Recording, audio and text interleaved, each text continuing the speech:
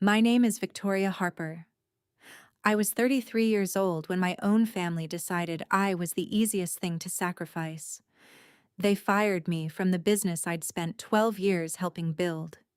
Then acted shocked when the company's biggest client quietly packed up millions of dollars in contracts and followed me instead. The funny thing? I never asked that client to leave. They made that decision all on their own. And that's the part my family still can't forgive. Before we get into the story, if you've ever been betrayed by people who were supposed to have your back, you're going to understand every second of what happened here. If you enjoy stories where patience wins over arrogance and karma arrives without anyone seeing it coming, make sure you like the video, subscribe, and let me know in the comments what you would have done in my position. Now, here's how my own family destroyed everything they'd spent 30 years building. People love saying, never mix family with business. Whenever I heard that growing up, I'd smile politely and think they simply didn't understand my family. We weren't like everyone else. At least, that's what I believed. The Harper Group wasn't some giant corporation. We specialized in commercial office renovations, everything from redesigning law firms and medical practices to completely renovating corporate headquarters, interior construction, project management, vendor coordination, furniture installation, technology integration. If you walked into a sleek office downtown and thought, wow, this place looks expensive, there was a decent chance someone from the Harper family had worked on it. The company had been started by my grandfather nearly 40 years earlier. Back then, it was just him and an old pickup truck. By the time I graduated college, it employed almost 70 people. Everyone in the family treated it like more than a company. It was our identity. At Thanksgiving, we talked business. Christmas, business. Birthdays, business. Someone would always raise a glass and toast to keeping Grandpa's legacy alive. As children, my cousins and I practically grew up inside unfinished office buildings. While other kids played soccer on weekends, we'd sweep construction dust, organize samples, or carry boxes around job sites pretending we were helping. I genuinely loved it. Not because anyone forced me, because creating something from nothing fascinated me.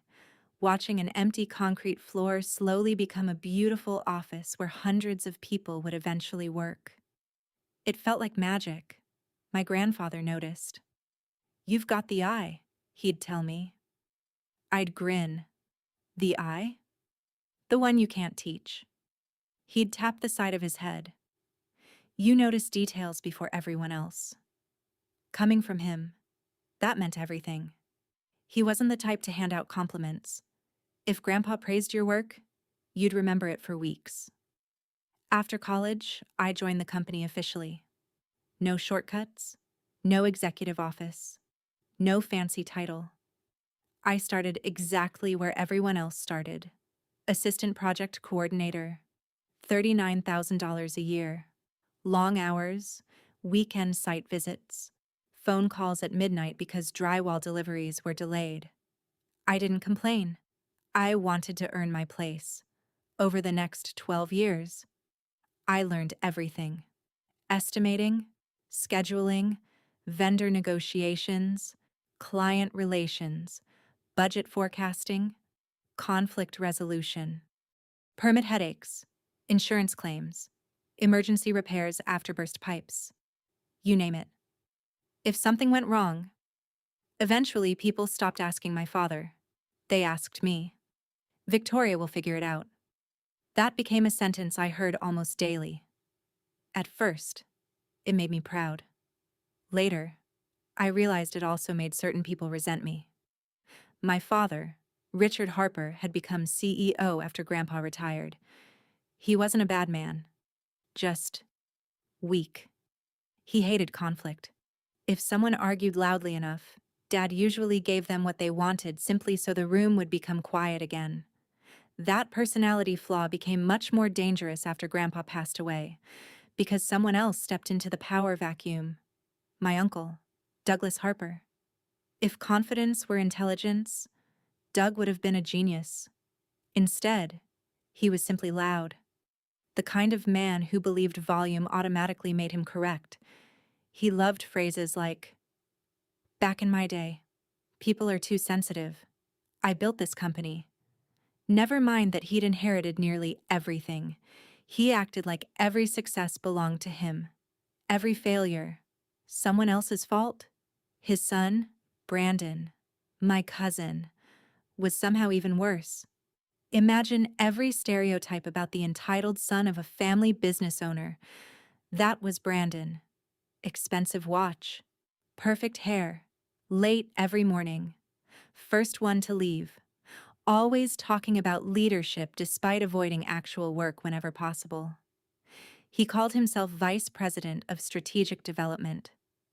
Nobody ever figured out what that actually meant.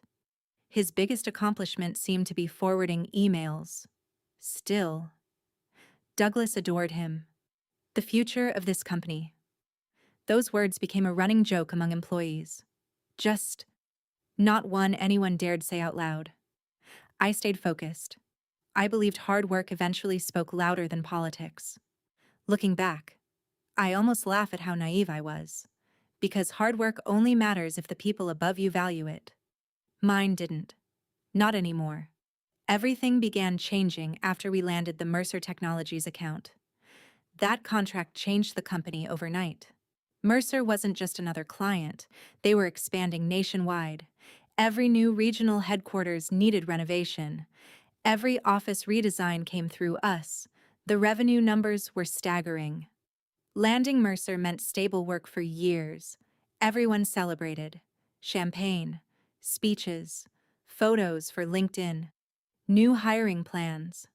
Douglas stood in front of the staff smiling like he'd personally conquered Mount Everest. "We earned this because of leadership." Interesting choice of words, considering I'd spent almost 11 months building the relationship. See? Mercer hadn't signed because of a flashy sales pitch. They signed because I kept showing up. Again, again, and again. Their facilities director, Daniel Rhodes, wasn't impressed by expensive dinners. He valued reliability. Every time he asked a question, I answered it. Every problem, I solved it. Sometimes before he even realized it existed. Trust isn't built during presentations. It's built at 6:30 on rainy Tuesday mornings when someone answers their phone and fixes your disaster. Daniel once called me while standing inside a flooded office building. Pipe burst. Construction delayed. Executives arriving in 48 hours. He sounded exhausted. "I know this isn't technically your responsibility." "It is now," I said. I drove there immediately. By midnight, we'd reorganized subcontractors, brought in emergency crews, rented industrial dryers, and rewritten the schedule. His executives never knew there had been a crisis.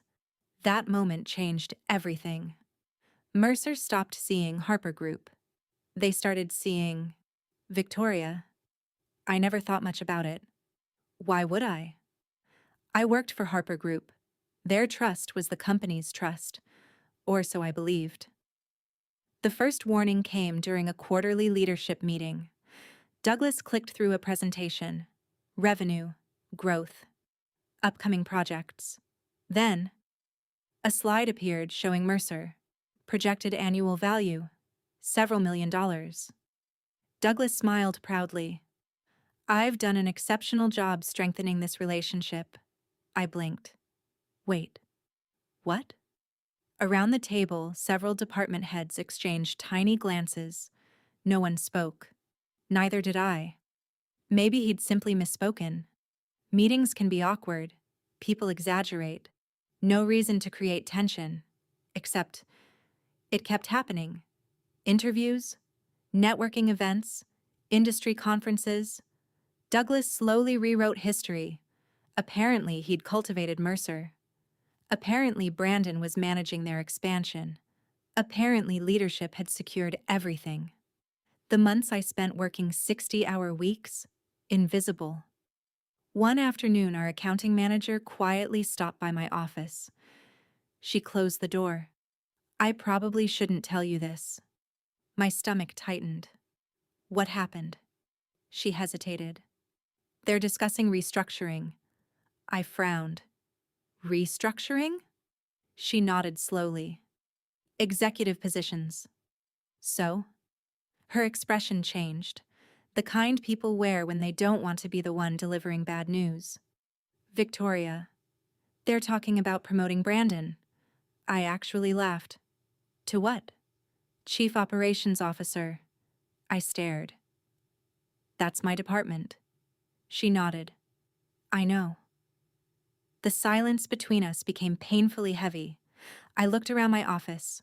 Blueprints, project schedules, client binders, awards from industry associations. 12 years. Every late night.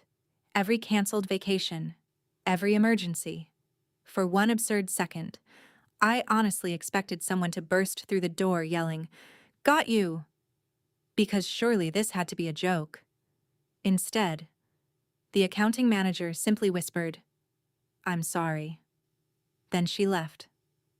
I sat there alone, listening to the hum of the air conditioner, the distant ringing of office phones, construction radios crackling somewhere downstairs. Everything sounded normal, yet somehow, nothing felt normal anymore. That night, I barely slept. My husband, Ethan, noticed immediately. He rolled over around 2 in the morning. "You're still awake." I can't shut my brain off. He rested his hand on mine. What happened? I told him everything, every detail.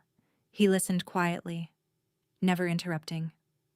When I finally finished, he sighed. "I've been waiting for this."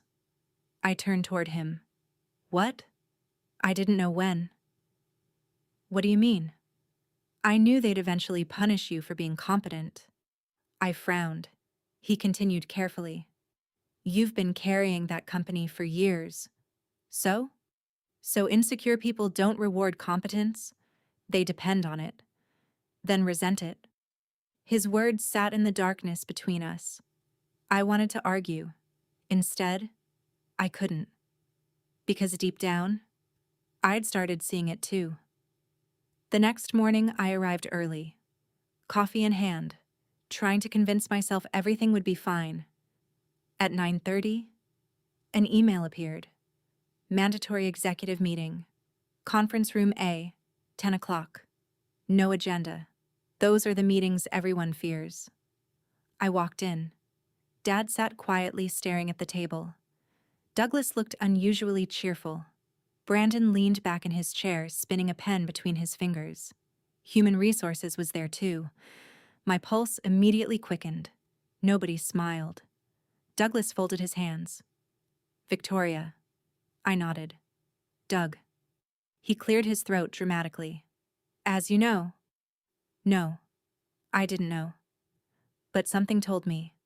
My life was about to change, and not for the better. Douglas let the silence linger just long enough to make everyone in the room uncomfortable. It was one of his favorite tactics. He believed that if people sat in silence long enough, they'd start filling it with nervous explanations. Normally, they did. Not this time. I folded my hands in my lap and waited. Finally, he leaned forward. "Victoria, we've decided it's time to move the company in a different direction." Those words landed with a strange hollowness. Not because I didn't understand them, because I did. Corporate language has a way of dressing a knife in velvet. "A different direction?" I asked. Brandon smiled. That smug, practiced smile I'd seen him wear after taking credit for projects he'd barely glanced at. "We're modernizing the leadership structure." I looked at my father. He wouldn't meet my eyes. Not once. He stared at a legal pad like it contained the meaning of life. That hurt more than anything Douglas or Brandon could have said. "Can someone explain what this actually means?" I asked. Douglas clasped his hands together. "We're eliminating your position." I blinked. My position? The director of operations role is being dissolved. I looked from Douglas to Brandon, then back again. The role is being dissolved, I repeated slowly. Correct. But Brandon is becoming chief operations officer. Douglas smiled. Different position. I actually laughed. Not because it was funny, because it was insulting. Different title, I corrected. The same responsibilities. Brandon leaned forward. It's a broader strategic role. I turned to him. Name 3 responsibilities you'll have that aren't already under my department. He opened his mouth. Nothing came out. Douglas jumped in before the silence became too embarrassing. This isn't a debate. No, I said quietly. It's obviously not. HR slid a folder across the table. My severance package, 12 years.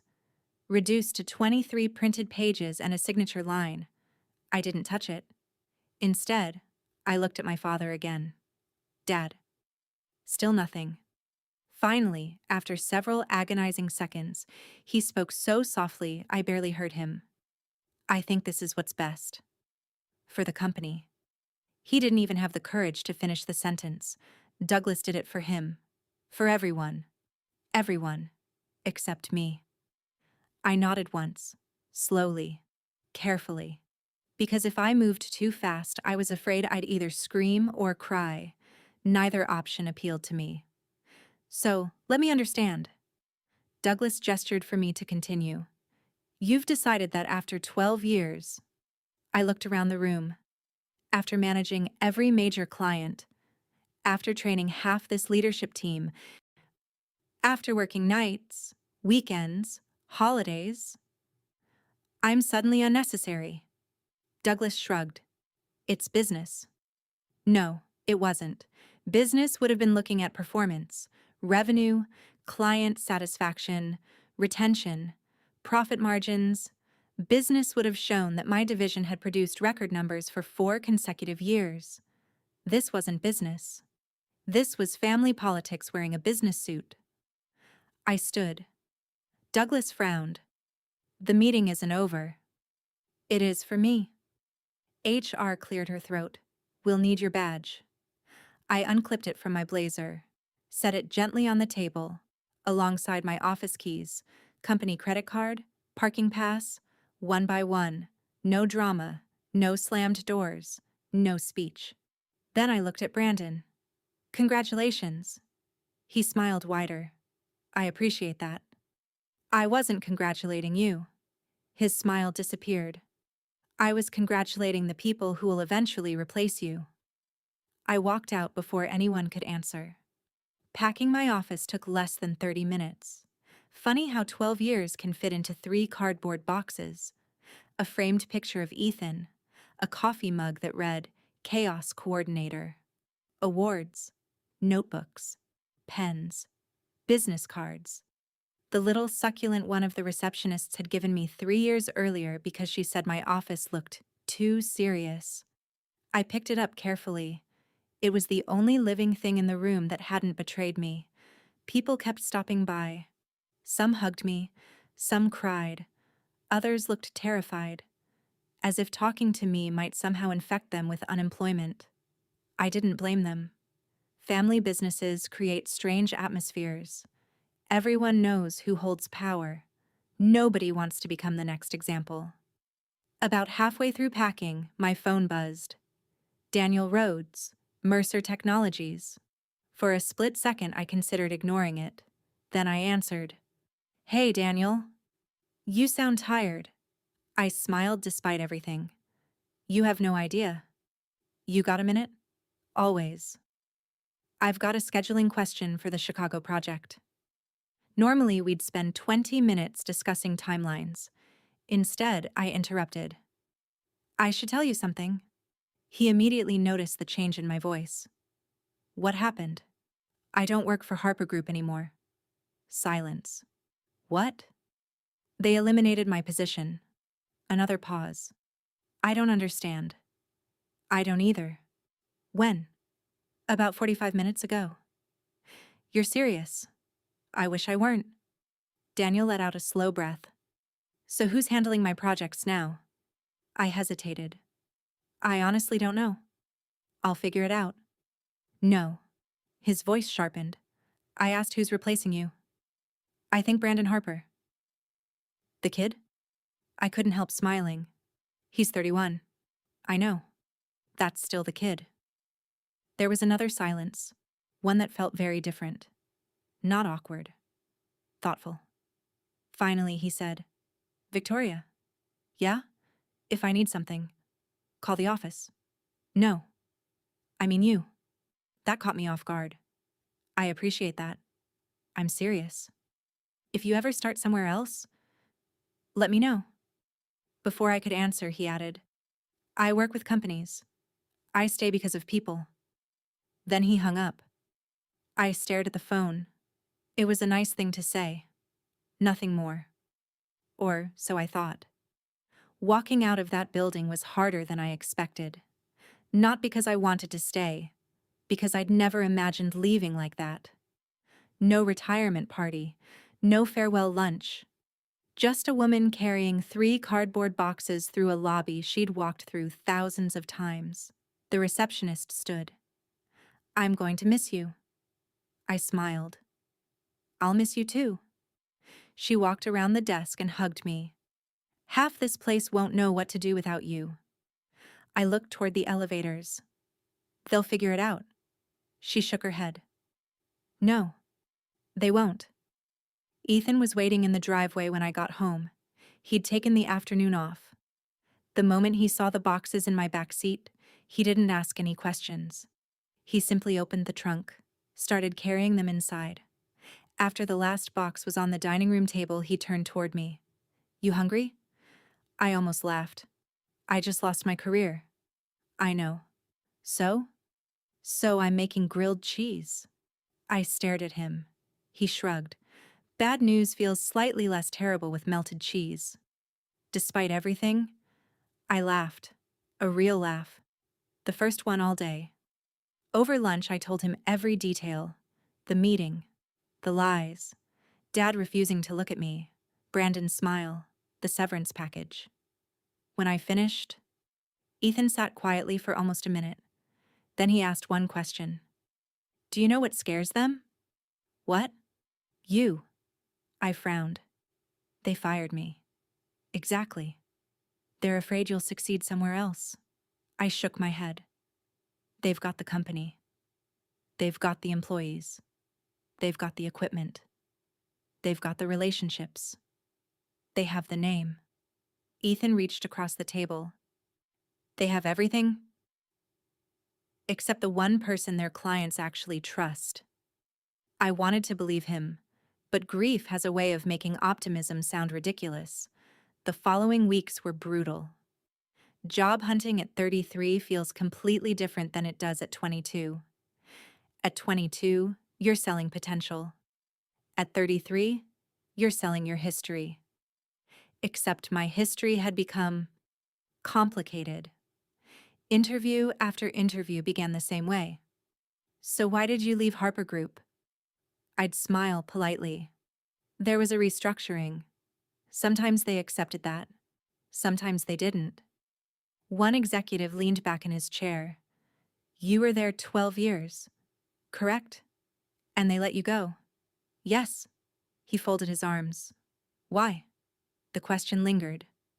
How do you explain family betrayal without sounding bitter? If I told the truth, I sounded emotional. If I softened it, I sounded dishonest. Either way, I lost. Meanwhile, Harper Group seemed determined to erase me from history. Former coworkers quietly texted me. They removed your bio from the website. They reassigned all your projects. They're telling clients Brandon built operations. That last one hurt. Not because I needed public credit, because it was rewriting 12 years of reality.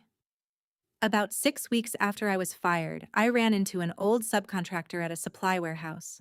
Frank, electrician, 60 years old, had worked with our company longer than I'd been alive. He spotted me near the lighting displays. Victoria! He pulled me into a hug. What the hell happened? Word traveled fast. I got downsized. He snorted. Bull. I smiled weakly. That's the official version. I know the unofficial version. I looked at him. Oh? They fired the wrong Harper. I laughed. Frank glanced around before lowering his voice. Want to know something funny? What? I got a call from Brandon. And? He tried explaining one of your project schedules. I waited. Frank grinned. He didn't understand his own explanation. Despite myself, I laughed again. Frank became serious. Listen. People know. What do you mean? They know who actually ran things. Owners think employees don't talk. We do. Every job site. Every warehouse. Every coffee truck. Everyone knows. That conversation stayed with me, because I'd spent weeks believing the narrative my family wanted, that I'd been replaced, forgotten, discarded. Maybe. That wasn't entirely true. Then came the phone call that changed everything.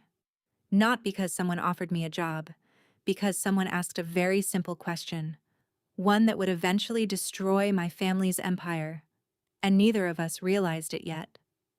It was Daniel Rhodes. Again. Hey, Victoria. Hi, Daniel. You working anywhere yet?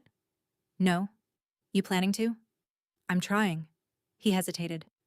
I've got another question. Go ahead. Purely hypothetical. I smiled. Those are usually dangerous. What if someone wanted to hire you directly? I frowned. I'm listening. As a consultant. My heart skipped. I don't actually have a consulting business. You could. I leaned back in my chair. Daniel, I have to ask. Why? His answer came without hesitation. Because every time something went wrong, I called you. Not Harper Group. You. I trusted you. I closed my eyes. For the first time in weeks, someone saw me. Not my last name. Not the politics. Not the firing. Just me. Then Daniel said the sentence that would change all of our lives. I haven't signed the renewal with your family yet. And suddenly, for the very first time since walking out of that conference room, I realized this story wasn't over. Not even close. There are moments in life when everything seems to stop. Not because the world actually pauses, because your brain can't process what it just heard. Daniel's last sentence echoed in my head. I haven't signed the renewal with your family yet. I stared out the kitchen window. It had started raining sometime during our conversation. Tiny droplets crawled down the glass, blurring the maple tree in our backyard into a watercolor painting. Finally, I spoke.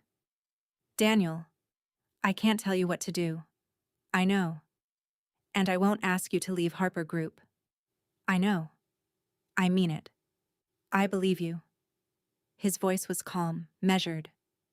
I called because I wanted to know if you were still in this industry. I wasn't asking for permission. I was asking whether I still had someone I trusted. That distinction mattered. More than I realized at the time. I appreciate that. I really do. But I don't even have a business. He chuckled softly. Neither did your grandfather. I smiled despite myself. Low blow. I'm serious. You've spent 12 years running projects. You already know how to do the work. The paperwork is the easy part. Easy. That word made me laugh. Nothing about rebuilding your life from scratch felt easy. We talked for another 20 minutes. Not about contracts, not about money, about people, about trust, about why clients stay with companies long after cheaper bids appear. When we hung up, Ethan walked into the kitchen carrying 2 mugs of coffee. He took one look at my face. What happened? I paused. No. I know something just changed. He handed me the coffee. I told him everything. When I finished, he leaned against the counter. So? So what? When are you starting your company? I blinked. I didn't say I was. You didn't have to. I've known you for 11 years. When you get that look, you're already halfway committed. I rolled my eyes. What look? The one where you're terrified because you're about to do something brave. The next week became a blur of legal forms, spreadsheets, and fear. Real fear. Not the dramatic kind you see in movies. The quiet kind. The kind that follows you into the shower. Keeps you awake at 3 in the morning. Makes you wonder if you're about to destroy your savings chasing pride. I sat at our dining room table surrounded by paperwork.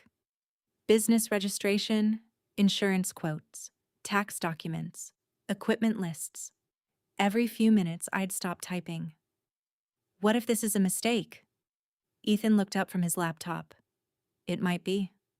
That's supposed to make me feel better? No. It's supposed to be honest.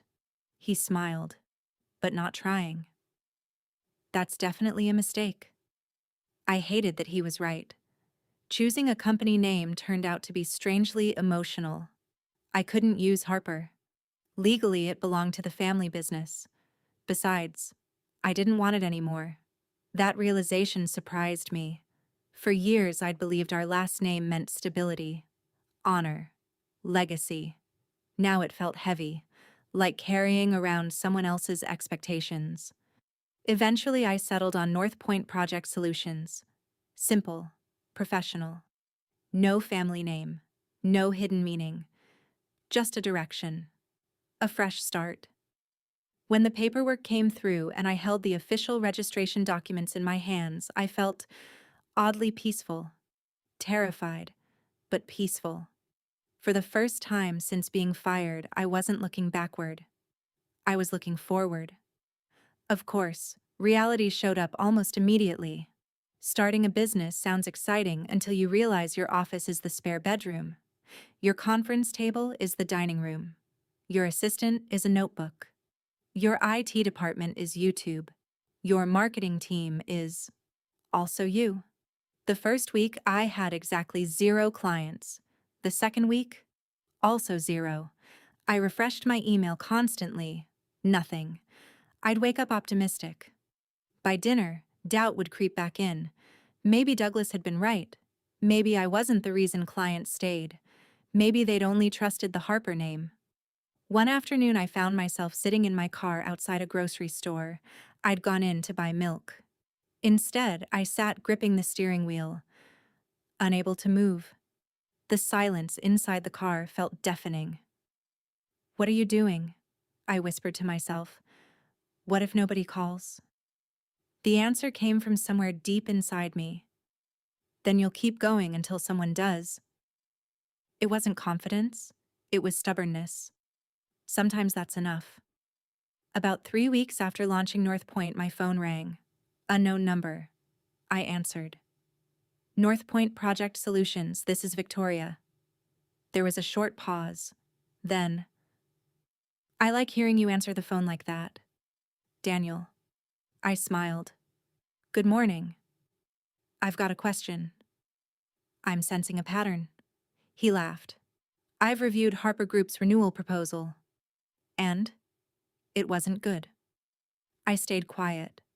Not because I wasn't curious, because I refused to fish for information. They sent Brandon. That explained a lot. Daniel continued. He couldn't answer basic operational questions. He kept saying he'd circle back. My stomach tightened. I see. No, you don't. He actually told me he'd been managing our account for years. I closed my eyes. Of course he had. Daniel sighed. Victoria, I've worked with you for 6 years. I've never seen him at a single crisis. Not once. I know. He promised me the same service. Another pause. But he couldn't explain how. I looked down at my notebook. My hand had unconsciously tightened around my pen. I'm sorry the meeting went poorly. I'm not. That caught me off guard. I'm glad I finally know what happened. I frowned. What do you mean? I thought you were exaggerating. You weren't. He paused. I've decided something. My heartbeat sped up. I'd like North Point to submit a proposal. I immediately shook my head. Daniel, I can't poach your business. You aren't. You were fired. They made that choice. I'm making mine. I still don't feel comfortable. He laughed softly. I knew you'd say that. So let me make this easier. I've already informed procurement that we're opening the contract to competitive bids. You'll simply be another bidder. Technically, he was right.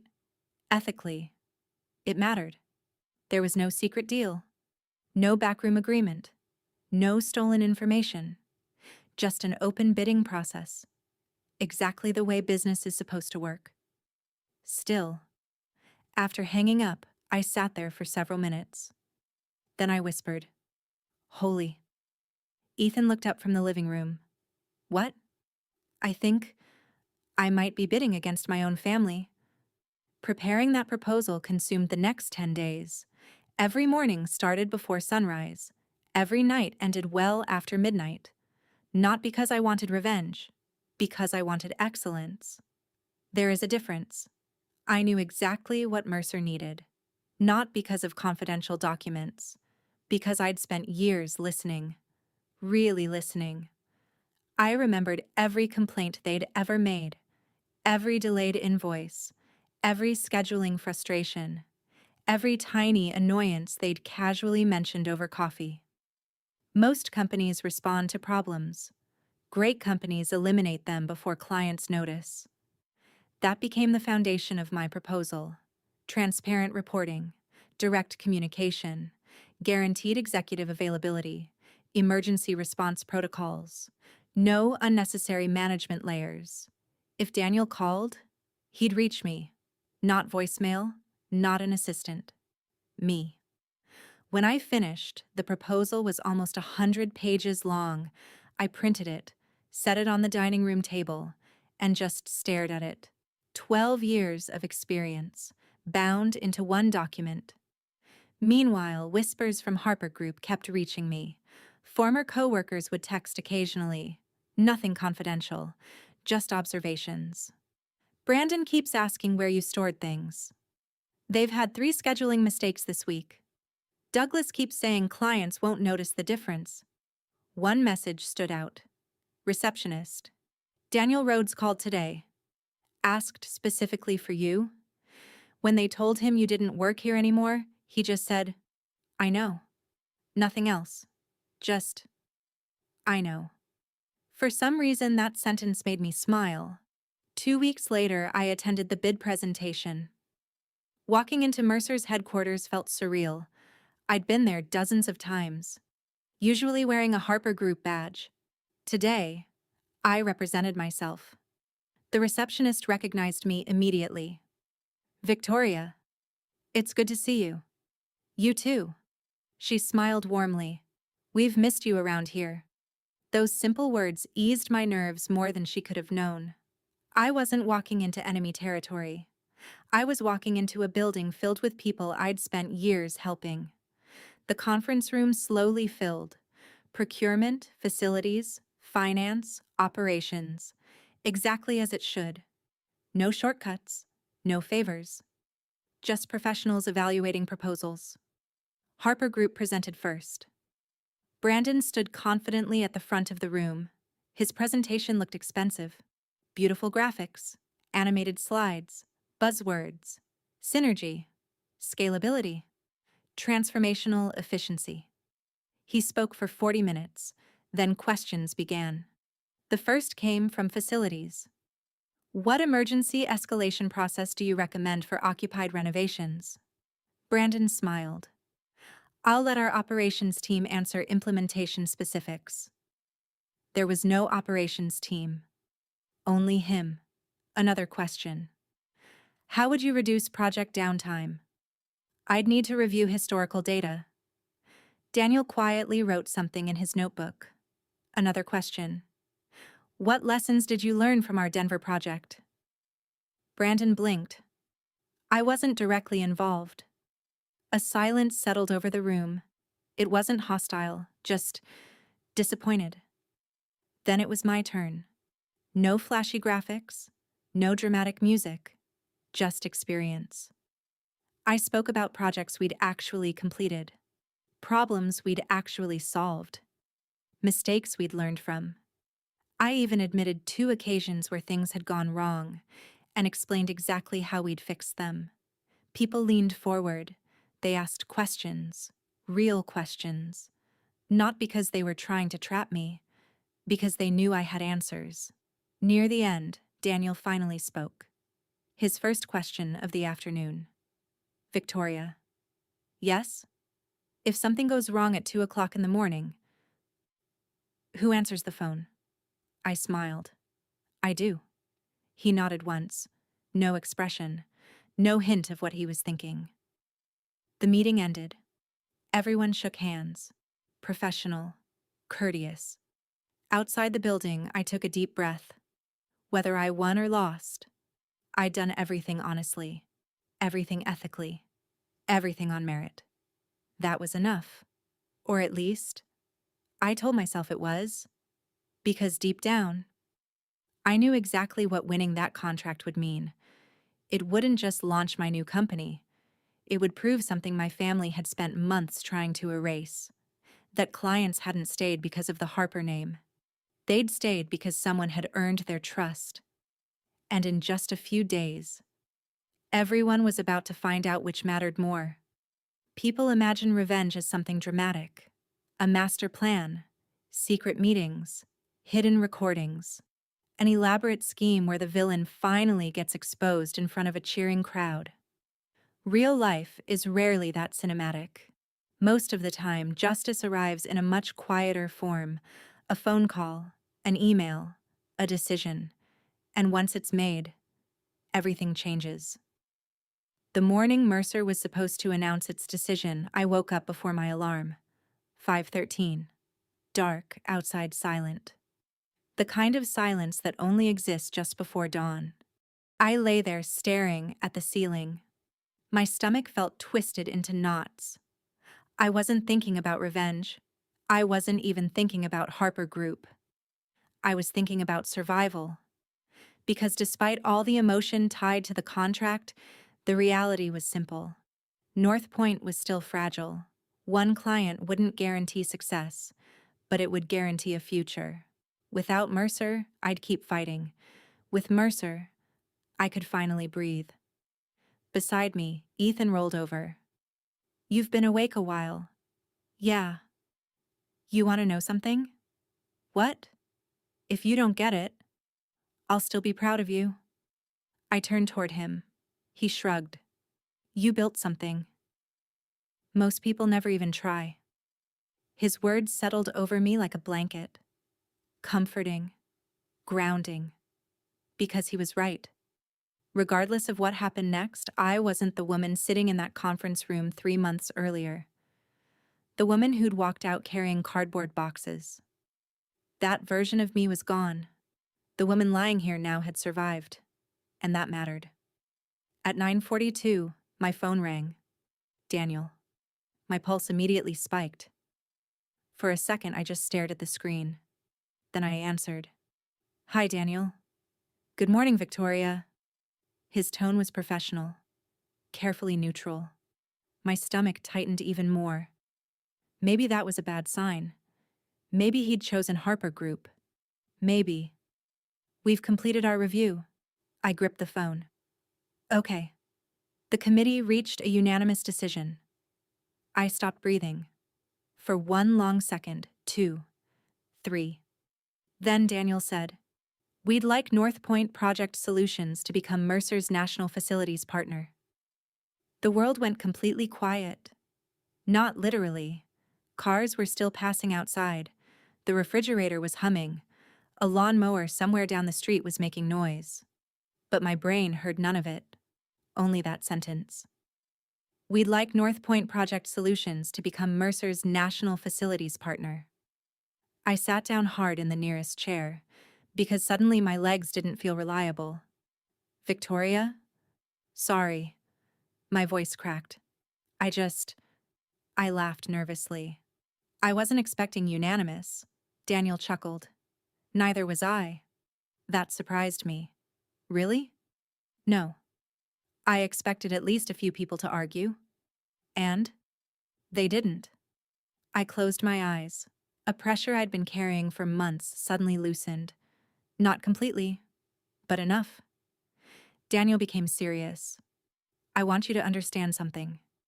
Okay. This wasn't charity. I know. No. I'm serious. Your proposal was better. Your answers were better. And frankly, he paused. The trust was already there. I swallowed hard, because hearing those words meant more than winning the contract itself. After months of being told I was replaceable, months of watching people rewrite history, months of questioning my own value, someone was finally confirming what I'd secretly hoped was true. I hadn't imagined it. I hadn't exaggerated it. The work had mattered. I had mattered. After the call ended, I sat motionless for nearly a minute. Then I walked into the living room. Ethan looked up from his laptop. One glance at my face, and he knew. He immediately stood. You got it. I nodded. That's all I managed. Just one nod. Because suddenly, tears were streaming down my face. Not sad tears. Not angry tears. Relief. Pure relief. The kind that comes after carrying something heavy for so long that you've forgotten what it feels like to put it down. Ethan wrapped his arms around me, and for the first time since being fired, I cried. Really cried. Everything came out. The humiliation, the betrayal, the fear, the sleepless nights, the self-doubt. Months of pain finally leaving my system. When I finally pulled away, Ethan smiled.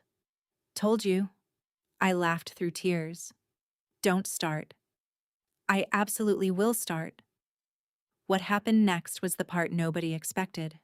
Not even me. Because Mercer wasn't just a client. They were the client. The biggest one. The account every executive presentation revolved around. The account that justified hiring plans, expansion plans, revenue projections, bonuses. Losing them would hurt. What nobody realized was exactly how much. 3 days later, Mercer formally notified Harper Group. I didn't see the letter, but I heard about it. Apparently, Douglas called an emergency executive meeting less than 10 minutes after receiving it. The story reached me through 3 different former coworkers, and every version sounded remarkably similar. Panic, confusion, denial. The first reaction wasn't self-reflection, it was outrage. According to one manager, Douglas slammed the letter onto the conference table. This is impossible. Brandon reportedly agreed. They can't do this. As though clients were property, as though loyalty could be inherited, as though trust belonged to whoever owned the company name. Eventually, someone pointed out the obvious. Actually, Mercer absolutely could do this. They had. The first call came 5 days later. My father, the man who hadn't looked me in the eyes during the termination meeting. I stared at the screen for a long moment before answering. Hello? Victoria. His voice sounded older, tired, not physically, emotionally. We exchanged a few seconds of awkward silence. Then he finally said it. Is it true? I already knew what he meant. Is what true? Mercer. Yes. Another silence. Longer this time. Did you recruit them? There it was. The accusation. The question everyone wanted answered. No. I answered immediately. Honestly. Firmly. I didn't. You expect me to believe that? I leaned back in my chair. Dad? I never contacted Mercer about leaving Harper Group. I never asked them to leave. I never encouraged them to leave. Everything I said was true. Every word. He sighed heavily. They chose you. Yes. Why? The question sounded genuine, almost confused, as though he truly didn't understand, and that's what finally broke my heart. Not the firing, not the betrayal, that. Because somehow, after all those years, he still didn't see it. They trusted me. The line went silent. I continued. I spent years building that relationship. Years. They knew me. They knew my work. They knew I'd answer the phone. They knew I'd show up. They made their choice. Dad didn't argue, because for once, there was nothing left to say. The financial damage became visible almost immediately. Mercer represented a huge portion of annual revenue. Losing them created a hole, and holes spread. Projects slowed. Hiring froze. Budgets tightened. People became nervous. The confidence that had once defined Harper Group started evaporating. The problem wasn't just losing one client. The problem was the message it sent. Other clients noticed. Of course they did. Business communities are smaller than people think. Executives talk. Facility managers talk. Procurement officers talk. Soon people began asking uncomfortable questions. Why had Mercer left? Why had they followed Victoria? What happened inside Harper Group? Nobody had good answers. Because the truthful answer was embarrassing. The company had fired the person responsible for maintaining trust, and now everyone knew it. About a month later, I attended an industry networking event, one I'd attended many times before, usually as part of Harper Group. This time, I walked in representing North Point. The room was packed. Contractors, developers, architects, corporate executives, the usual crowd. About 20 minutes after arriving, I spotted Douglas, standing near the bar. For a brief moment, our eyes met. He looked away first. That alone told me everything. The old Douglas would have marched across the room, demanded explanations, created a scene. This version looked tired, smaller.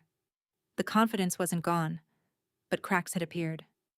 Later that evening, he finally approached. Not angry, just tense. Victoria. Douglas. Neither of us smiled. He shoved his hands into his pockets. You know what people are saying. People say lots of things. His jaw tightened. They think you built Mercer. I held his gaze. I did. The truth hit him harder than any insult could have, because deep down, he knew it was true. For years, he'd been able to hide behind titles, hierarchy, family politics. But reality doesn't care about titles. Reality keeps score. And Mercer had just revealed the final score to everyone. He stared at me for several seconds, then quietly asked, "Was it worth it?" I thought about that. Really thought about it. The anger, the sleepless nights, the fear, the uncertainty. Then I answered honestly, no. His eyebrows rose. No? It wasn't worth losing my family. For the first time, something resembling regret crossed his face. Small, brief, gone almost instantly. But I saw it. Then I added, it was worth finding out who they really were. He didn't respond, just turned and walked away. And somehow, that felt like the final chapter. The strangest part of the story happened over the following year, because I expected to feel triumphant, victorious, vindicated. Instead, I mostly felt peaceful. North Point grew steadily, not explosively, steadily, the way healthy businesses should. One client became 3, 3 became 7, 7 became 12. I hired carefully, slowly, deliberately. Every decision came back to one principle: never let people become invisible. Because that was the mistake Harper Group made. Not firing me. That was only the symptom. The real mistake happened years earlier. When they stopped seeing people and started seeing positions, titles, functions, resources, they assumed relationships belonged to the company. They forgot relationships belong to people. Always. As for my father, we eventually repaired part of our relationship, not all of it. Some wounds leave scars. That's reality. But one afternoon, nearly 18 months after everything happened, he came to visit. Just the two of us. No Douglas, no Brandon, no business. We sat on my back patio drinking coffee. For a long time, neither of us spoke. Then he finally said, "I should have stopped it." I looked at him. "What?" "The meeting. The firing. Everything." His voice cracked slightly. I knew it was wrong. For years, I'd imagined hearing those words, thought they'd feel satisfying. Instead, they just felt sad, because they came too late. I nodded slowly. I know. And strangely enough, that was enough. If there's one thing this experience taught me, it's that betrayal rarely arrives from strangers. Strangers don't usually know enough about you to hurt you deeply. The people who hurt you most are often the people sitting closest to you. The people who know your strengths, your weaknesses, your dreams. And sometimes, they're the people who underestimate you the most. My family believed they were removing an employee. What they actually removed was trust. And trust is one of the few things money can't replace. You can buy equipment, buildings, software, advertising, consultants, but you cannot buy years of showing up when people need you. You cannot buy credibility. You cannot buy loyalty. You have to earn it. One interaction at a time. One promise at a time. One difficult day at a time. That's what Mercer followed. Not me. Not a company. Trust. And once I understood that, everything finally made sense. The greatest revenge wasn't taking anything from my family. It was proving they never owned it in the first place. If you enjoyed this story and believe trust is worth more than titles, let me know in the comments what you think was the moment Harper Group truly lost Mercer. And if you've ever been underestimated, overlooked, or pushed aside by people who thought you'd never succeed without them, remember this. Sometimes the people who close the door behind you are accidentally forcing you toward a much better one. Thanks for listening, and I'll see you in the next story.